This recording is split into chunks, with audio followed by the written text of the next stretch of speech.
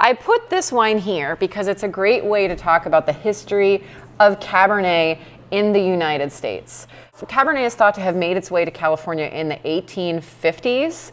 Okay, so right around the time that Europe was falling to pieces with phylloxera, California gets some Cabernet. It played a really statistically minor role for a long time. In the early days of California wine, there was no sense of what grape grew best, where, and why. There was this sort of mishmash approach, right? Everybody was throwing spaghetti at the wall and seeing what stuck, and it was this really intense period of learning and exploration and development. And a lot of the grapes that were statistically important during this time are words you really don't hear of anymore. Grapes like Chasselas, which is like not really super existent in California anymore, used to be really important. Grapes like Burger, things like that. The green Hungarian, stuff like that.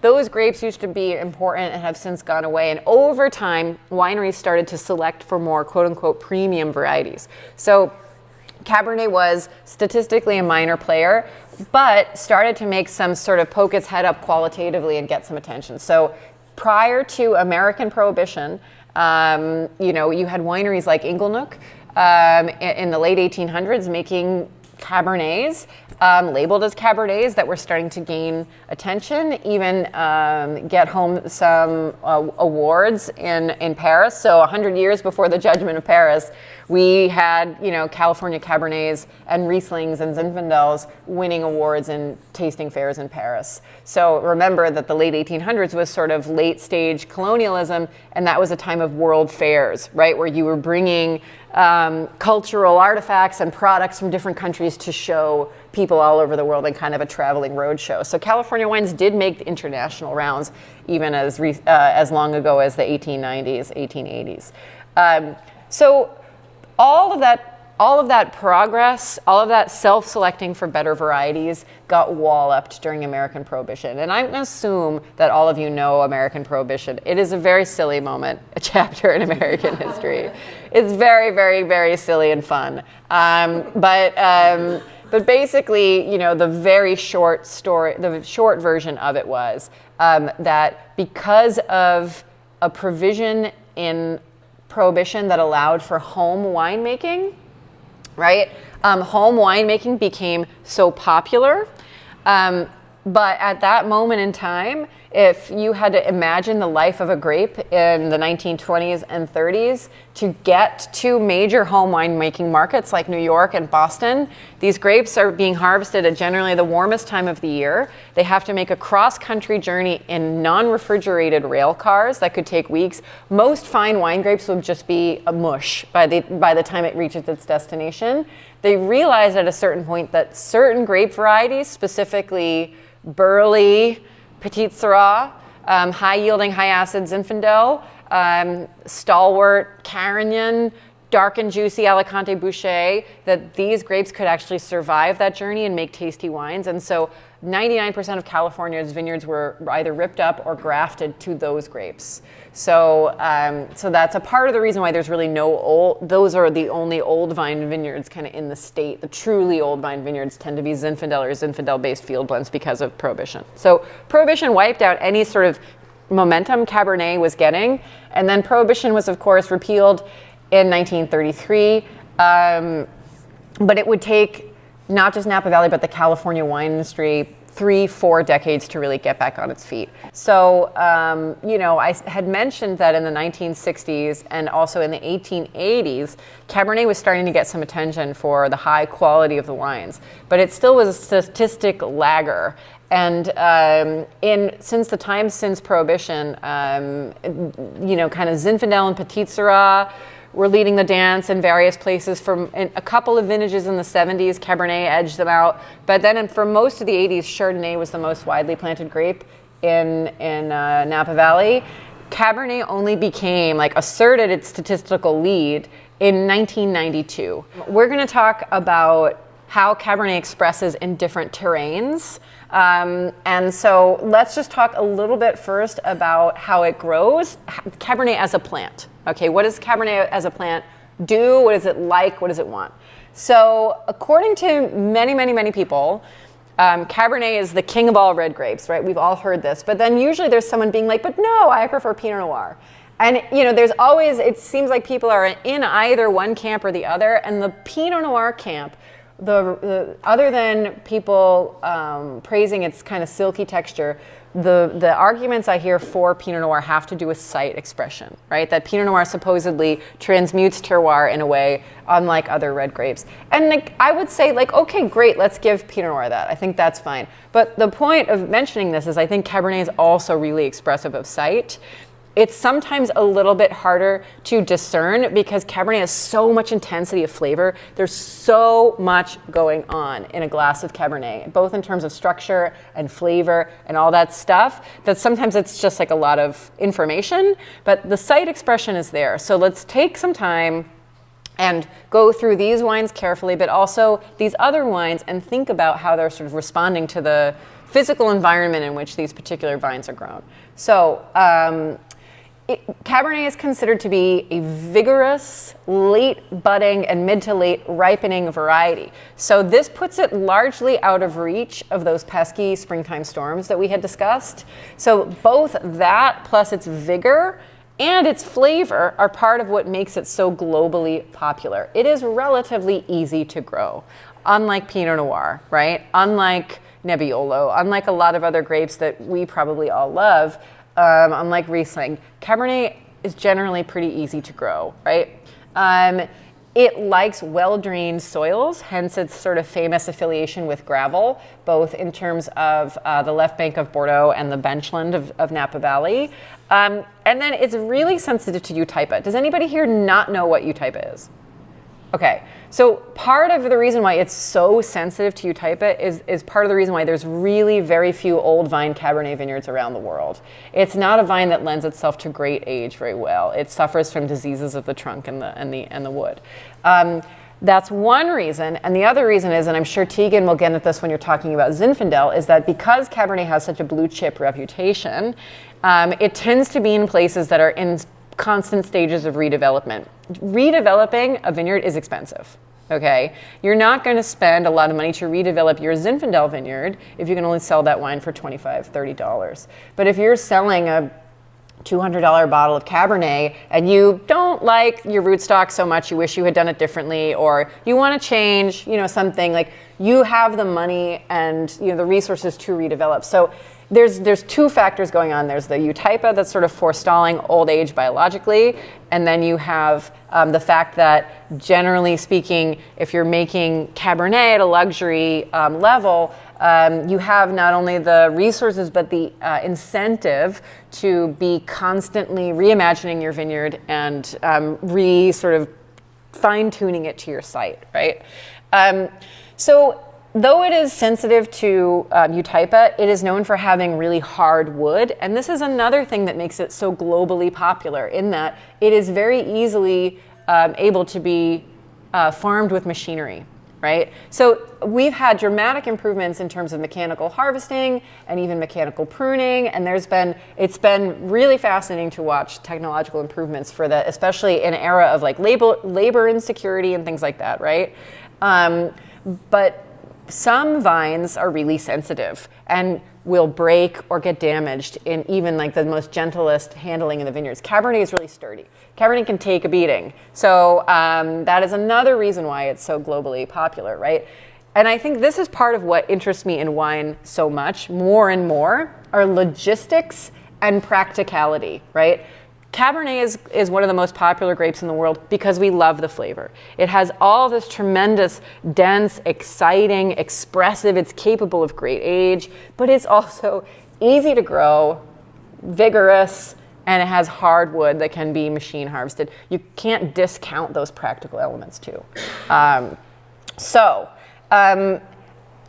the palate, it also, once it's growing, it tends to create small bunches and small berries and thick skins. Cabernet Sauvignon is relatively compared to blueberries once it's destemmed in a sorting table, right? That's what they look like, little tiny blueberries. And those thick skins result in a deeply colored, deeply tannic variety, and those tannins contribute to the wine's ageability, which is something we'll discuss later. It's also relatively high in acid, so it makes it for a very structural wine, hence the sort of historic inclusion of softer varieties like Merlot to sort of kind of chill out Cabernet's edge, which it can have an edge. It needs either heat to gain flesh or time. So that's the kind of choice that you're making in terms of making a really pleasurable wine to get a little bit of flesh. So for me, and please let me know if you disagree, wine 5 has much brighter acidity, is lean, right? And it is very fresh and sort of energetic and bright. Wine 6 has chewier, darker tannins, is a little bit fleshier, feels a little riper. So there's two kind of elements going on here. One is the Mount Veederiness of it. So wine 5 is from Mount Veeder, and Mount Veeder is Napa's coldest mountain. It's called the mountain by the bay, right, is how it's known. It sits right on top of Carneros, and it's in the south and the west. So it's closest to the Pacific and the San Pablo Bay, and it's a really steep, jagged, rugged, forested mountain with relatively limited development. So if we had an AVA map here and you have them on your Capstone courses, you'll see it's one of the biggest appellations by area. It's also one of the least developed. So Napa has some of the strictest environmental regulations in the world, and we won't necessarily get into that, but one of the potentially you did with Elaine the other day, but one of the most important things here is erosion control and protection of the view shed. So if you look into the mountains, you won't see a lot of houses, and you can't develop really anything above a 30-degree pitch in the hillsides. So when you get into especially these mountains here, the Mayacamas, are really rugged. So you have to purchase a minimum of 160 acres to develop anything. So which is a lot of land, right? So if you buy 160 acres, you still have to find a big enough patch that is of a gentle enough slope that it can be developed. Most of the mountain vineyards tend to be like a kind of a little pearl necklace, like a cluster of small vineyards that together sort of form an estate. If you ever visit Mayacamas Winery on Mount Veeder is a good example of that. They have a lot of different vineyards. You have to take a little like dirt bike basically to get between them. So it's hard to develop them. It's a cool, rugged mountain. And it tends to, the wines to me always have this is super vague, but let's not pretend that wine tasting is anything other than incredibly vague, very alpine expression to me, right? There tends to be a mintiness or a pineness or sappy freshness in Mount Veeder's wines that I find very exciting. So Howell Mountain is both more northerly, so it's warmer. It's also on the sunnier side of the valley, right? It's on the eastern side of the valley, so it's two things.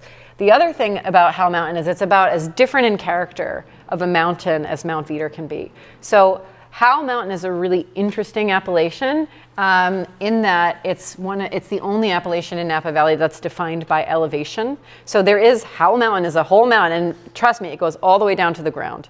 But you can only call a wine Howell Mountain if it's 1,400 feet or above, if the grapes are grown that area, because 1,400 feet is considered the fog line. We don't get a lot of fog necessarily in the winter, but if you were here in the summer, right now this would just be a blanket, and the blanket of fog would stop at 1,400 feet above sea level. So the vines grown above it are considered to be different in character than the vines grown below it. So Howell Mountain is also an elevated plateau. So it's the most widely developed mountain that we have. So instead of a few scraggly vineyards, like you can have some pretty big, relatively flat vineyards just at high elevation on Howell Mountain.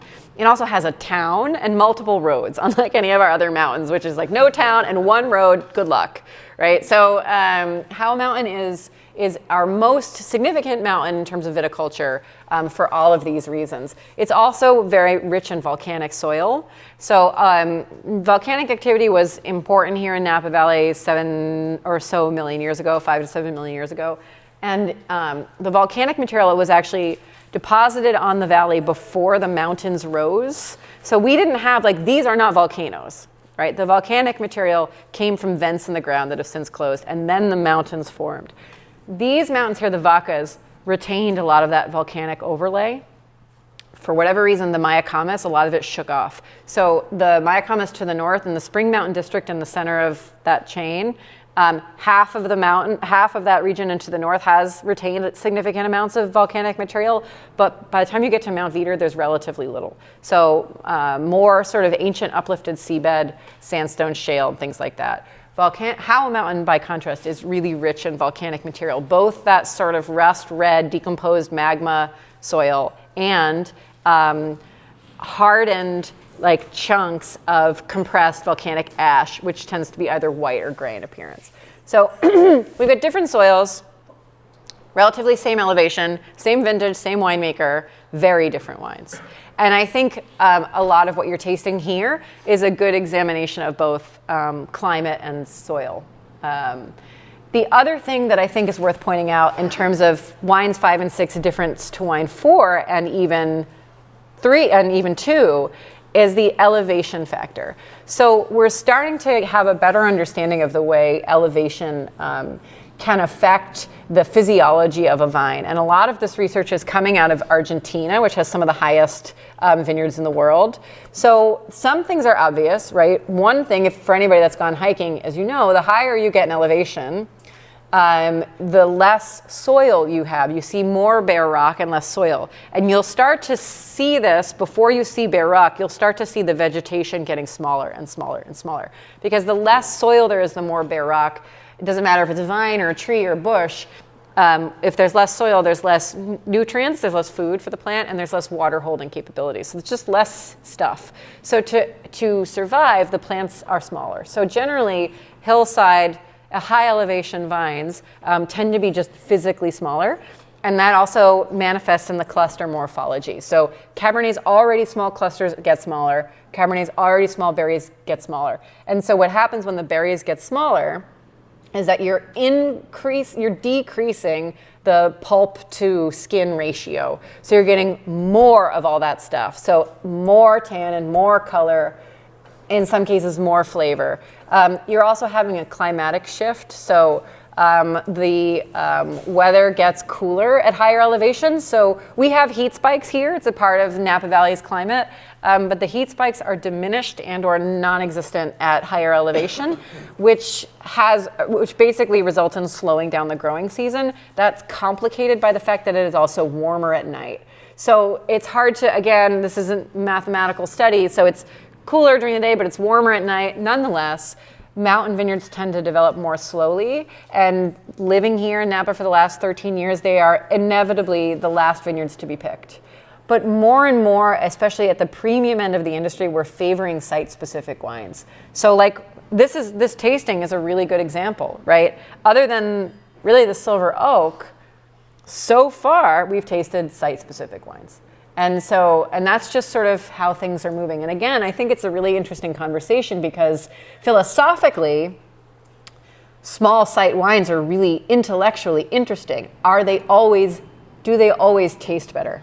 Is the question that I'm sort of asking myself a lot these days. It doesn't matter what I think. That's the way the market is moving. But I think it's an interesting thing. I'm almost sad to see that tradition of blending Napa Valley wines from all of Napa Valley kind of get sort of de-emphasized.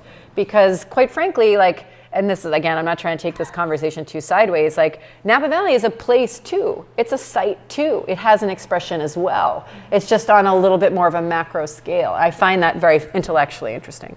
Okay, let's move on to taste wines 7 and 8. 7 and 8 is a super fun tasting for the ladies in the room and for all of us. This is 2 of the leading sort of female-driven estates in Napa Valley. We have Corison on the left, wine 7, and we have Spotswood on the right. So again, same vintage, and these wines are grown relatively close to each other. So these are both in the western edge of St. Helena on that Ben Schlind that stretches from mid-Yountville, right? So they have a deep gravel soil, relatively flat, very slight elevation. Kathy Corison is farming organically. Spotswood is farming organically with the side of biodynamics. So really sensitive wines. And these are the lowest alcohol wines of our tasting. So even though they're coming from one of the hottest parts of Napa Valley, right? St. Helena and Calistoga is hot. So in some senses, your alcohol level, there's a little bit of a biological destiny in it, right? Because you have to consider the climate and the terroir where you're growing your grapes. But as a winemaker, you can also have a lot of intention and manage it. So, but why I think it's interesting to taste these wines side by side is that on paper, they have a lot in common, but they taste very, very different, okay? And that comes down to a question of style. And I think that, you know, we can talk about terroir and soil and climate all day, but a lot of times the biggest factor of what affects how the glass of wine actually tastes is the style and the intention of the house. So let's discuss that. So the Coruscant vineyard is different than Spotswood in a lot of ways, and one of which is that it's old vine Cabernet. So remember I just said that that's not a thing. Here it is. So these vines were planted in 1971, and you know there's a lot of things that happen as vines get older, which I'm sure you are all well aware of. The vines get smarter. So their trunks get thicker. They have an increased ability to store carbohydrates and water. So they also get smarter. So they are familiar with how to deal with extreme weather events and things like that, to preserve food or when to conserve fuel, when to spend it. They just seem, for lack of a better term, smarter than younger vines when it comes to these things. They also arguably have deeper roots. So their roots are going through different layers of soil and potentially picking up different types of micronutrients that arguably adds to complexity in the glass. And again, a lot of this is supposition. This is a sort of a moment of intersection between romance and science. So we'll just have to sort of take these, you know, you either believe in old vines or you don't, right? And it does, in a sense, come down to religion and talking to growers around the world. But this is the people that are in the pro camp, this is what they cite. But one of the things that happens is also the yields get punishingly small. So this vineyard puts a little over a ton per acre, and I'm sorry I don't have the hectoliter per hectare. I don't know if anybody's better at conversions on the fly than I am, but it's small. It's a very small amount of grapes. And even though you would think that would concentrate the fruit, there's a lot of open space in this wine. There's a lot of freshness and brightness and lift. What is my favorite? What do I like?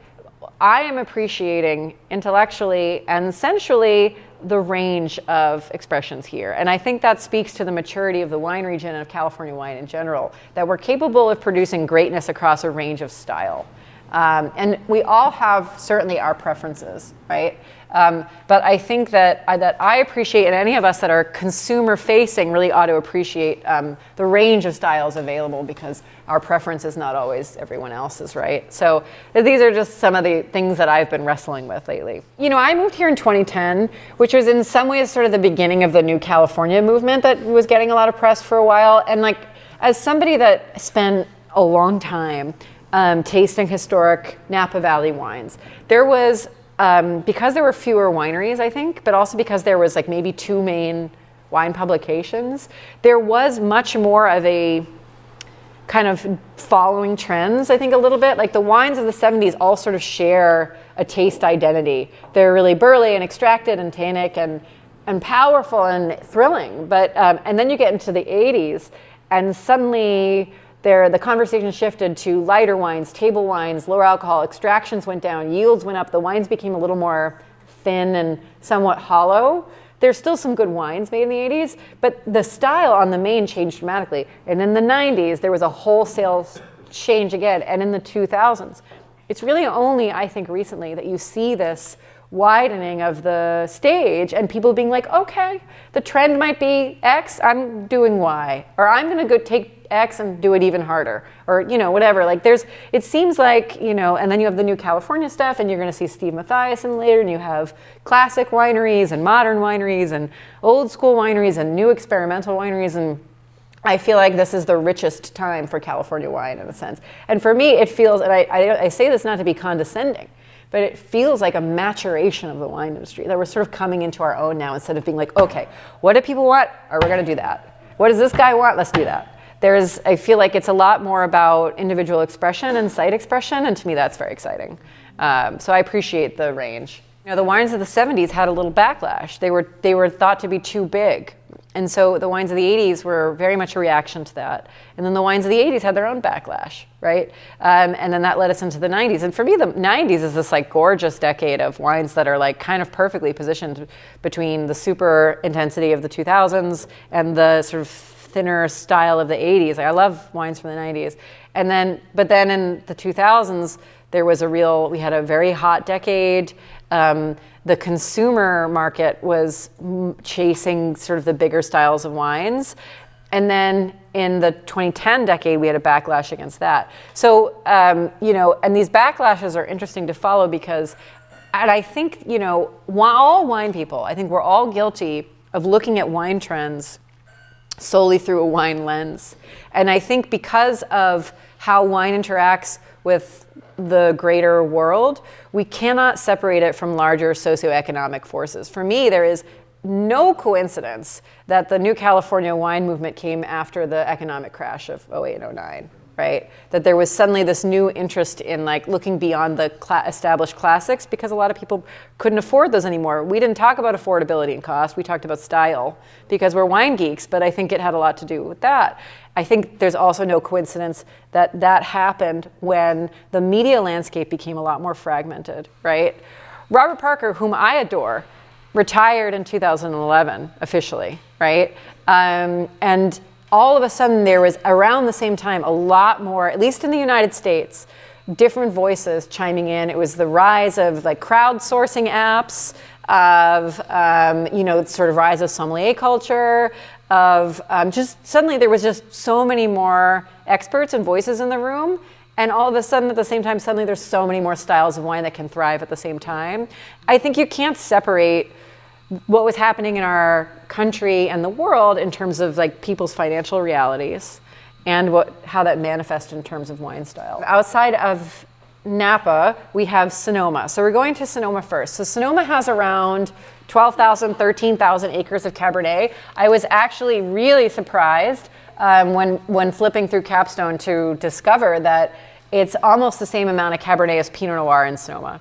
Because I think that, we tend to create these intellectual shortcuts when discussing California wine. And for me, the intellectual shortcut is Napa, Cabernet, Sonoma, Pinot Noir, right? But there's a lot of Cabernet in Sonoma, almost equal as the Pinot Noir. It's planted in different places. So in Napa, this mountain range behind us blocks a lot of the ocean influence from coming into the valley. What comes in, as we discussed, comes from the south through the San Pablo Bay. But these mountains here are a pretty effective goalie that stops that ocean influence. Because the Pacific Ocean is incredibly cold and wet. I come from the East Coast. The Atlantic is a bath, right? The Pacific is really cold. Also lots of sharks. Don't go in the Pacific. It's super cold, and all that air over the ocean is really cold and really wet. Wet air, from a physics perspective, hangs on to its moisture better than warm air. So when that air starts traveling west over the landmass, it both dries out and warms up. So you have a real gradient of ocean influence. This feels obvious, but it's worth saying, because if we were looking at a map of Sonoma right now, where you would find the Cabernet regions, not surprisingly, are closest to Napa Valley. Not because it's some sort of like Napa Valley proximity, but because by the time you get approaching these mountains, you've lost a lot of that cold, foggy, oceany bits, right? And so these, wine number 9 is from Knights Valley, and Knights Valley is effectively a kind of a little continuation of Napa into Sonoma. Both, if you were going to drive way up into Calistoga, you would kind of crack through the mountains and come out into Sonoma. So that Highway 128 just goes right up there, but so does the Napa River. It keeps going. So it's this sort of like natural continuation of the valley, just over the mountains into Sonoma. It sits on the sort of southwest flank of that big mountain at the top of Napa Valley, Mount St. Helena. And so there's a lot of volcanic material here, lots of slopes, lots of sun and heat, but also a little bit more of that ocean influence makes its way there. And so it's actually really quite remote. To get there, if you've ever been to Peter Michael, which is the wine that we're going to try, it is really, you feel like you're in the middle of nowhere. It's really quite remote, but it's a very exciting place, and I think makes some really great wines. Some of the biggest names in Sonoma Cabernet are based in Knights Valley. So specifically, Peter Michael, Verite is based here, and then for sort of to tie back to Napa again, Beringer has forever leaned really hard on fruit from Knights Valley in some of their blends. So cross-county blends and or just Sonoma Cabernet blends from Beringer that are really always some of their best wines. So that's the Peter Michael in glass left. And on glass right, we have Sonoma Mountain. So one of the complicating things about the Napa, this borderline between Napa and Sonoma, is that the county line traces the ridge of the Mayacamas, right? Which means that if you go up, that only really the east-facing side of the Mayacamas is in Napa, the west-facing side is in Sonoma. So where this becomes complicated is when we have two different names for the same mountain. So Mount Veeder, for example, is only Mount Veeder when you're in Napa. If you go up over the ridgeline into Sonoma, now it's Moon Mountain. It's the same mountain, but we had to call it different names. California's a mess. So it's Napa, it's Mount Veeder, Moon Mountain, and then you descend down into Sonoma Valley. And so some of the more famous vineyards in Sonoma Valley, you've got like Hansel is there, Bedrock, and it's just like one valley over. And so it's sort of Sonoma, but sort of maybe a little warm for the widespread growing of Pinot Noir. So you see a real range of grapes there. And then when you climb up, it's a valley though, right? So there's another mountain range coming. And when you start to climb up that opposite mountain range, now you're getting into Sonoma Mountain. And Sonoma Mountain is also really cool. So there's volcanic soils there. It's kind of a higher elevation extension of Sonoma Valley. It's mostly east facing. So kind of like Martha's Vineyard, it tends to get that more gentle morning light. So, and it's a higher influence. So it can be hot, but you do get a little bit of that maritime influence, and it's east facing. So it's out of the sun during the hottest part of the day. Benziger is up there, which is really quite famous place. So glass 9 is Peter Michael, glass 10 is Laurel Glen. So different appellations, but also incredibly different wineries with different pedigrees and different stylistic goals. So let's just focus on wine 9 for a second. So this is Peter Michael Winery. This was established, their first vintage was 1988. And this is from their Les Pavots vineyard. So Peter Michael makes a big range of wines that all sit at the very premium level of wine. They make a bunch of different Chardonnays, make a bunch of different red wines, but this was sort of their first wine. So when they were developing the site, they developed in a vineyard called Les Pavots, which is French for the poppies, the state plant of California. And this vineyard stretches up that volcanic hillside from 900 to 1,400 feet above sea level. The Laurel Glen has a similar elevation, but a different exposition. So the Les Pavots vineyard is much warmer, and I think you taste that in the wine. It is a southern exposure, so hot, right? You're building a house, you want the windows to face south because that's how you get the sun. It's the same situation with the vineyard, right? Southern facing vineyards tend to have the most sun exposure. I think it's a nice moment to talk about Cabernet's ageability, which is another critical hallmark of the variety. So the question of how and why wines age and which wines age well is, I think, one of the most fascinating questions in wine. To promote myself for just a minute, I wrote a really long article on the subject for Guildstone back when I worked for them. And, ultimately the truth of the matter is we don't really know. There's some things that we think we understand from a biochemical perspective, right? That there are certain elements in wine that act as a preservative. For example, dessert wines age really well because the high concentration of sugar, believe it or not, acts as a sort of antimicrobial element. In the same way that we preserve strawberries by making jam, dessert wines will live for a very long time. High alcohol wines, counterintuitively, like port and things, last a really long time, right? formaldehyde. Alcohol is a preservative. So the high alcohol wines last a really long time. For table wine, we feel that both tannin and acid help a wine age, right? Tannin, as we discussed earlier, are antioxidants. Aging is an oxidative process. So an antioxidant is something that is preferentially oxidized. So the tannins are out there being like, oxidize me. I love to be oxidized. Leave those delicate aromatics alone. And that's how the wine sort of ages well, right, with these tannins. Acidity also helps a wine age well. If you ever cut an apple and don't eat it all, and you put it in the fridge, you want it to last a long time, you squeeze lemon juice on it, right? It forestalls the browning. That's another oxidative process. Acidity will forestall the oxidation. Cabernet is high in both tannin and acid. So on paper, it's going to age well, right? But not all Cabernets age well, so what determines that? Part of it is concentration of flavor, I think. And then another part is craftsmanship. And so my favorite quote when I wrote that article actually came from Maggie Harrison, who makes wine at Antica Terra. And she said that you can't discount craftsmanship, right? That well-made things last.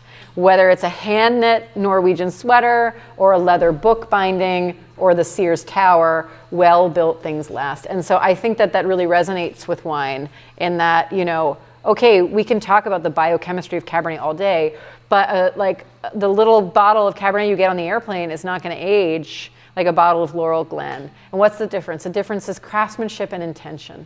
And so I think that, I really believe very strongly in the ability of California Cabernet to age. Not all of it is intended to age, because certainly culturally we aren't really doing that as much anymore. But this is an example of a wine to age, that wants to age, that can really improve with age. So one of the things that I think is kind of the best story to understand Paso Robles is the story of Tablas Creek, which was the Perrin family of Beaucastel wanting to find the closest approximation to the Rhone Valley that they could in California. And they ended up in Paso for the heat, right, which a lot of grape varieties like, for the limestone, and for all the rolling hills. So Paso's a big region, and Highway 101 goes right through it and basically kind of cuts it in half.